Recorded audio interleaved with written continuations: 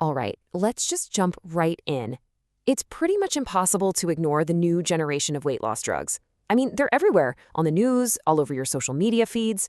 And look, they're changing millions of lives with some truly staggering results. They're being called a miracle.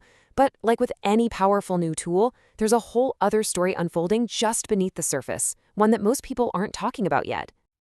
See, while that number on the scale is dropping, something else is going on inside our bodies. So the big question we're going to tackle here is this. What are these drugs really doing to our fundamental framework? You know, our bones and our muscles. And the answer, as it turns out, is this fascinating double-edged sword. And this really gets to the heart of the issue. The science is complex, for sure, but the core idea is pretty simple. You've got the two key players in our story right here, our skeletal muscle and our fat tissue. And what the research is uncovering is this incredible trade-off. On one hand, these drugs might offer a secret strength for our bones, but they could also come with a hidden cost for our muscles. Let's break that down. All right, first up, the wonder drug itself.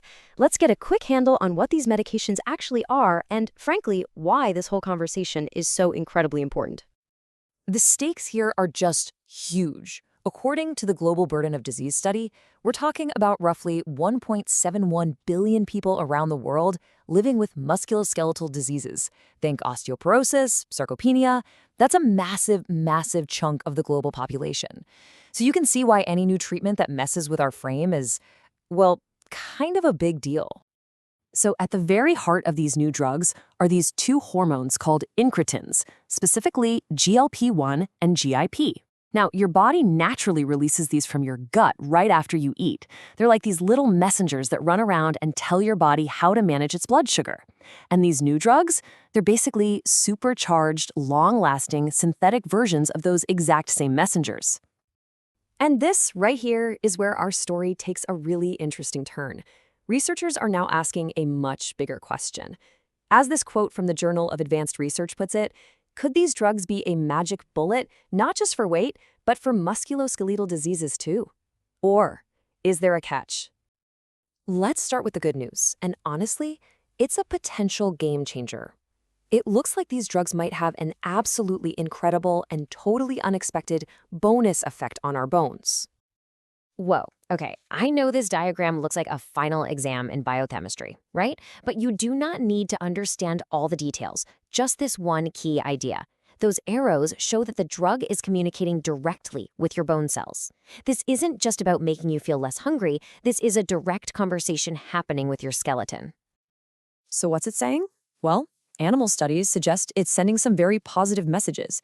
It seems to promote bone formation. That's the building of new bone. It inhibits bone resorption, which is the natural process of breaking down old bone. And it encourages the growth of new bone cells, all while tamping down inflammation. It's like a four-pronged pep talk for your entire skeleton. And get this isn't stuff we've known about for decades. Our understanding of this is brand new. I mean, the key discoveries about how these hormones directly impact our bones have really only popped up in the last 15 years or so. We are literally watching this science unfold in real time. Okay, so that's the really exciting potential upside. But remember that double-edged sword? Let's flip it over and take a hard look at the other side, the hidden cost that might be paid by our muscles. Here is the one thing that is absolutely critical to understand. Whenever you lose a significant amount of weight, it is never just fat. Not ever. Studies consistently show that up to 40% of the weight you lose is what's called fat-free mass. That's everything that isn't fat, your organs, your bones, and most importantly for this story, your vital functional muscle. And this raises a major concern, a condition called sarcopenia. Now, this is not just about having smaller muscles. The clinical definition is so important. It's the combination of losing muscle mass and losing muscle strength. It's that 1-2 punch that can lead to frailty, to disability, and a much higher risk of devastating falls and fractures, especially as we get older. Which brings us to the central conflict of this whole story.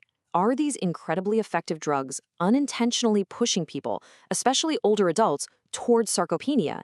Is all this rapid weight loss actually accelerating a dangerous decline? To answer that, we really need to dig into the evidence. Is this muscle loss a serious risk, or is it something else entirely? Maybe a healthy, adaptive reset for the body. So, you've got two completely different ways of looking at this muscle loss. On one side, there's the maladaptive loss theory, the idea that this is a harmful process that could lead to frailty. But on the other side is the adaptive response argument. This view says, hey, maybe the body is just smartly getting rid of muscle it no longer needs to carry all that excess weight. It's a healthy recalibration. So which is it? Well, here's the counterintuitive twist. In the major clinical trials, these huge studies, patients consistently reported improved physical function. They felt better, they moved better, they had a higher quality of life, even while they were losing that fat-free mass. Now, that does not sound like a decline into frailty, does it? In this chart, wow, this really explains why. Let's walk through it. Over on the left, you see typical aging. The blue bar, that's your lean mass, it drifts down. But look at the red bar, your strength. It just plummets. That's a dangerous gap. Now look to the right at intentional weight loss. Sure, calorie restriction alone makes that blue bar go down a bit. You lose some lean mass. But look at the red bar. Your strength actually improves. The body gets more efficient. And then when you add exercise, you protect that blue bar, losing less muscle, while the red strength bar just shoots way, way up. It suggests it's not the loss of mass that matters most, but the gain in quality and function. So where does all this leave us? Well, it seems to suggest the magic bullet isn't fully automatic. It's an incredibly powerful tool, no doubt, but it's one that requires a little user input to get the absolute best and healthiest result. And the research is very, very clear on what that input should be. There are two key strategies to protect and even build muscle during this process. Number one, resistance exercise. Lifting weights, using bands, even body weight exercises. This sends a powerful signal to your body to hang on to and even build muscle. And number two, getting enough protein. You gotta have the building blocks. Experts recommend a higher intake during weight loss, around 1.2 to 1.5 grams per kilogram of your body weight. And here's what that looks like when it all comes together. This visual just makes the point perfectly. Someone can start at the same point, end up at the same weight, but have a very different and much healthier body composition just by adding these simple lifestyle changes. You get to keep more of that vital fat-free mass. So what's the bottom line here? The crucial point is this. These drugs are not a passive cure. You don't just sit back and watch the magic happen. They are a powerful catalyst. They open up this incredible window of opportunity to fundamentally reset your health, but you have to be an active participant to really make the most of it. Which leaves us with one final thought to chew on. These drugs are clearly reshaping our bodies on a massive societal scale. The ultimate question is, are we, as individuals and as a society, prepared to do the work to reshape our habits right along with them? Because that combination, that's where the true magic really lies.